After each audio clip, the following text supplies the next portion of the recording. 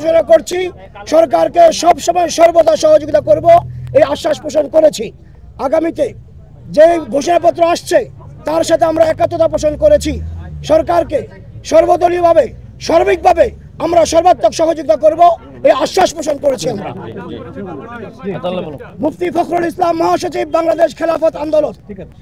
আমি মাওলানা আতাউল্লাহ আমিন, বাংলাদেশ খেলাফত মজলিসের যুগ্ম মহাসচিব। এখানে অনেক দল আছে। আমরা সরকারের এই ঘোষণাপত্রের সাথে কিছু সংশোধনী সহ ঐক্যমত পোষণ করেছি।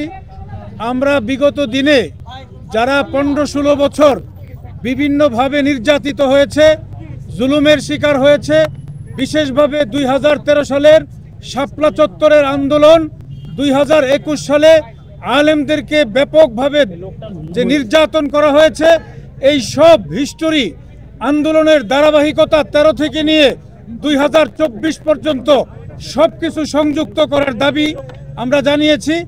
আমরা ঘোষণাপত্রের সাথে ঐক্যমত পোষণ করেছি। আশা করি সমস্ত রাজনৈতিক দল ঐক্যবদ্ধভাবে ঘোষণাপত্র প্রকাশ করবে।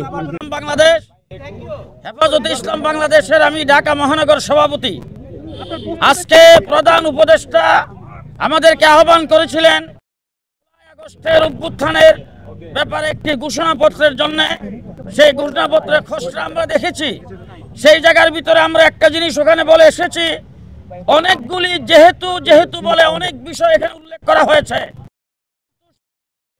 আরেকটা যেহেতু সংযোগ করে 2000 শাপলা চত্বরের গণহত্যাকেও সেখানে সংযোগ করতে হবে, সেই কথা আমরা বলেছি। 2021 সালে পাখির মতো গুলি করে উলামায়ে কেরামকে হত্যা করা হয়েছে। হাজার হাজার উলামায়ে কেরামকে গ্রেফতার করে বৎসরের পর বৎসর বিনা বিচার আটক রাখা হয়েছে, সেটাকেও এখানে উল্লেখ থাকতে হবে। 3 নম্বর কথা বলেছি, জুলাই বিপ্লবের পরে যে সরকার গঠিত হয়েছে বিপ্লবী সরকার, আমরা এই সরকারের 5 মাসের কার্যক্রমে বিপ্লবের কিছুই দেখি নাই। সুতরাং সরকার বিপ্লবী হবে, পরাজিত শক্তির দূষর এবং তাদের সহযোগী যে যেখানে আছে প্রত্যেককেই ধরে বিচারের কাঠগড়ায় খাড়া করতে হবে। এবং আগামী নির্বাচনে পরাজিত শক্তি এবং তাদের সহযোগী কেউ সেই নির্বাচনে অংশগ্রহণ করতে পারবে না। দেশ গঠন করার জন্য যেই ঘোষণাপত্র দেওয়া হবে, এই ঘোষণাপত্র যাতে ঐক্যবদ্ধভাবে হয়, ঘোষণাপত্রের দ্বারা যাতে আবার অনৈক্যের সৃষ্টি না হয়, সেই কথাটুকু আমরা বলেছি।